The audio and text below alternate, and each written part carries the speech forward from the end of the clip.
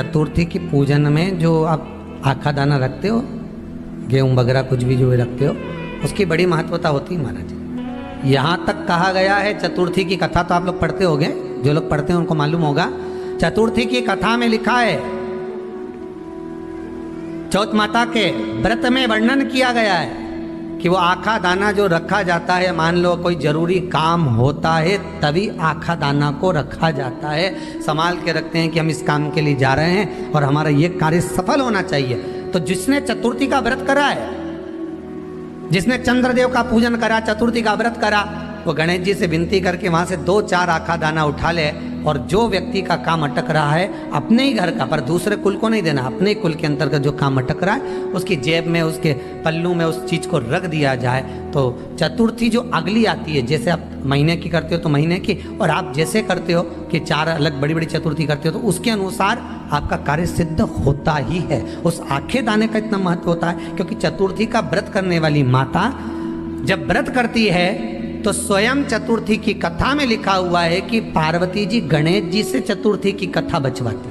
तो चतुर्थी की कथा जब होती है तो उसको स्वयं गणेश जी बाच रहे हैं। तो व्रत कौन सुन रही है? माता पार्वती। और आपने जो आखा दाना लिया वो गणेश जी के भाव से लिया, गणेश जी से निवेदन करके, विनय करके, प्रार्थना कर कर उसको प्राप्त किया। तो जिनकी यहाँ संपदा की कमी होती है, वैभव की कमी होती है, लक्ष्मी की कमी होती है, प्रतिष्ठा की कमी होती है, धन की कमी होती है, उसके लिए बुधवार के दिन अगर शंकर पर 1 लोटा पानी चढ़ाया जाता है तो जिन लड़कियों का विवाह नहीं हो रहा, जिन बच्चों का विवाह नहीं हो रहा, उन बच्चों के भी विवाह हो जाते हैं। हमारा वृद्धि से मतलब होता है जिस कन्या या वर का विवाह नहीं होता, 40 साल हो गए या 30 साल हो गए, या जब 28 के बाद में लड़का लड़की क्रॉस हो जाए कि 29 में, 30 में, 32 में, 34 में, 40 तक पहुंच गए और विवाह नहीं हो रहा है, तब बेलपत्री के जो पेड़ होता है, वृक्ष होता है, उस वृक्ष की जो डाली होती है, उस डाली के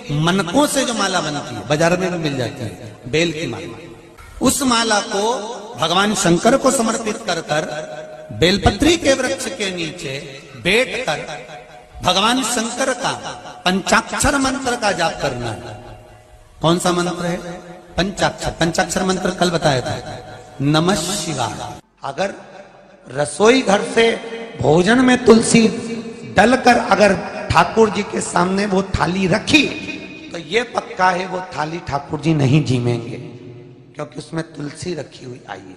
हाँ, जब ठाकुर जी के सामने थाली रखा गई और तुमने थाली रखने के बाद में मंदिर के सामने बैठ के फिर तुलसी डाली तो ठाकुर जी उसको स्वीकार कर लेते हैं। क्यों? क्योंकि 33 करोड़ देवी देवता एक जगह पर विराजमान हैं। जब हम थाली रखते हैं, प्रथम देव उस भाग को ग्रहण कर ले। जब तक तुलसी डालते हैं, प्रथम देव अपनी दृष्टि हटा लेते हैं। समय होता है, एक टाइम होता है, एक पल होता है, एक घड़ी होती है कि गणेश जी महाराज हमारे घर में आ गए। गणेश जी की सबसे पहली जो आरती हो, उस आरती के समय पर अगर धूप बत्ती जलाई जाए या गोबरी को जलाकर उसमें गूगल छोड़ी जाए और गूगल छोड़ने के बाद गणेश जी का नाम ध्रुम वर्ण कह दिया जाए तो गणेश जी को तुम्हारे घर की पूजा स्वीकार करना पड़ती है। बस वो समय हम जानते, हम तो बस उतना जानते हैं कि शिव महापुराण में लिखा और मुद्गल पुराण में लिखा, गणेश पुराण में लिखा, गणेश जी का एक नाम होता है ध्रुम वर्ण। क्या नाम है?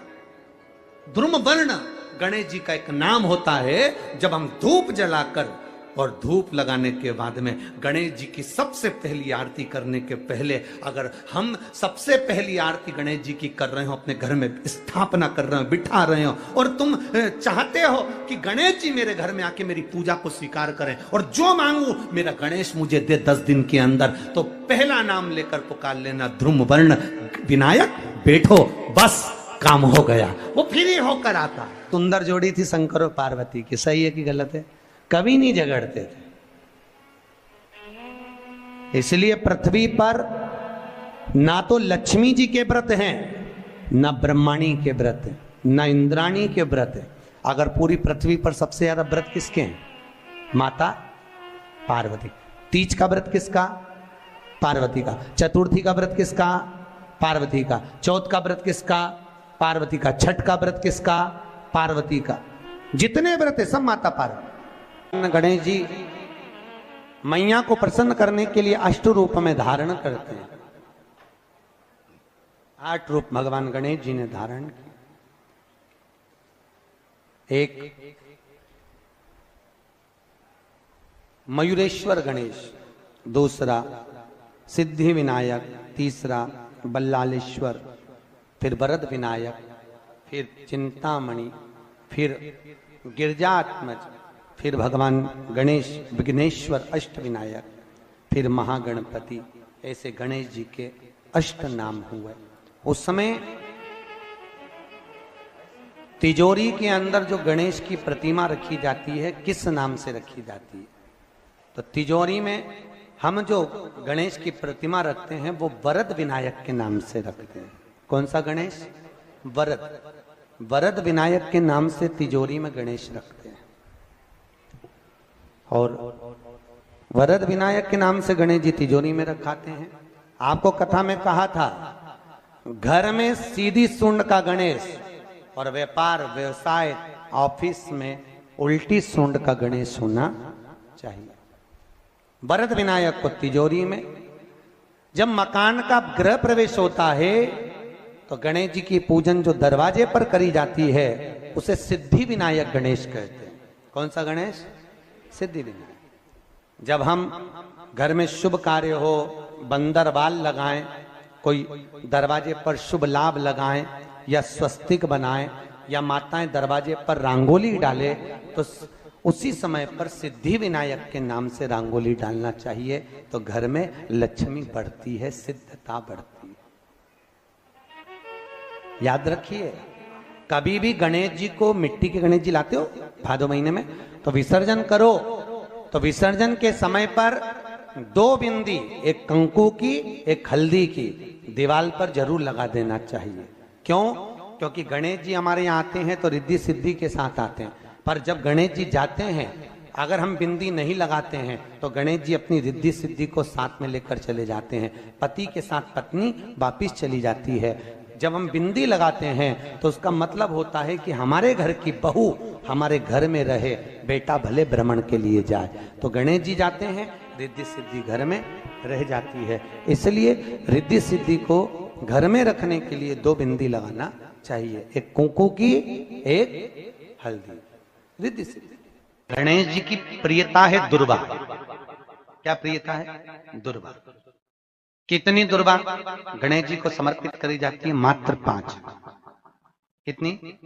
आज के जमाने में लोग गट्ठा बनाकर चढ़ा दें, वो अपनी जगह पर 5 दुर्वा पंचम इंद्रियों को वश में करने के लिए और भगवान के 5 जो स्वरूप हैं उनको अपने भीतर उतारने के लिए 5 दुर्वा।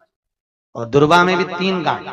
जब दुर्वा समर्पित करी जाती है तो उसमें नीचे दुर्वा की डंडी पर गांठ रहती है, 3 छोटी छोटी गांठें होना चाहिए। चतुर्थी का जो व्रत करने वाली होती हैं, जो चतुर्थी का पूजन करने वाली होती हैं, उनके भीतर का एक भाव होता है कि जैसे ही शाम का समय आए चंद्रदेव का पूजन करें। चंद्र जब प्रकट हो जाए, कलश भर लिया, उसके नीचे आखा दाना रख दिया, चावल गेहूं जो भी आप रखते हो पूजन के लिए, ऊपर पात्र आदि रख दिया, जलाशय, फिर अपन ने घी का दिया लगाकर पूजन भी कर ली। तो जो चतुर्थी का पूजन करने वाली होती है, जो चतुर्थी का नियम व्रत धारण करने वाली होती है, बड़ी बड़ी चतुर्थियां करती हैं या उसका नियम धारण करती हैं, तो चतुर्थी का जो पूजन करती है वो किस चीज के लिए होता है? केवल संतान, पुत्र, परिवार, हमारा कुटुंब, हम जिस कुल में हैं, हमारा कुल वैभव की ओर बढ़े, संपदा की ओर बढ़े और उसकी आयु बढ़े,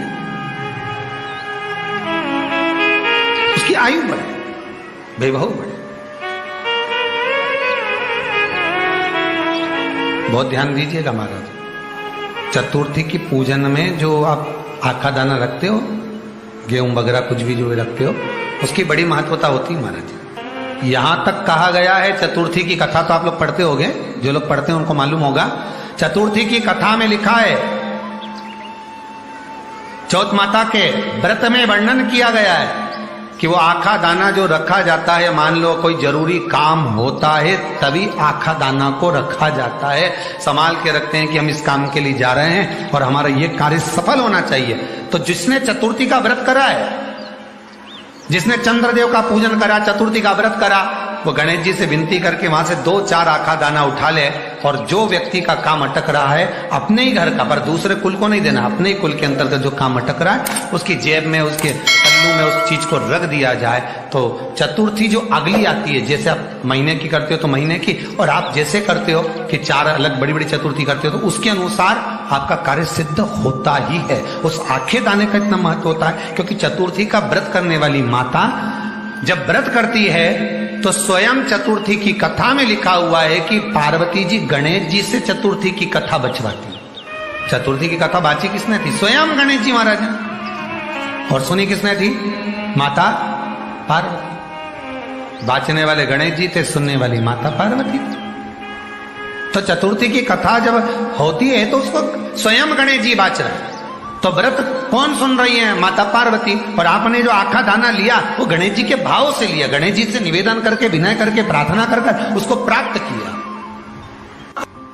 जितने आस्था चैनल पर कथा सुन रहे हो, जितने फेसबुक और यूट्यूब पर सुन रहे हो, और जितने इस छत्तीसगढ़ की पावन धरा पर बैठकर सुन रहे हो, बहुत सावधानी से सुनना। एक छोटा सा कपूर का टुकड़ा जब आरती में जलाया जाता है तो ये कपूर क्यों जलाते हैं? इस कपूर का महत्व क्या है? इस कपूर का कारण क्या है? ये कपूर है कौन जिसको हम आरती में जलाते? क्या जरूरत इस कपूर को आरती में जलाने की? क्या जरूरत इसको यज्ञशाला में जलाने की? क्या जरूरत है इस कपूर को पूजन में जलाने की? स्वयं गुरु बाबा कहते हैं यदि कोई आरती में, पूजन में, घर में एक कपूर का टुकड़ा आरती के बाद में जब समर्पित करेगा तो उसको अश्वमेध यज्ञ का पुण्य प्राप्त होगा।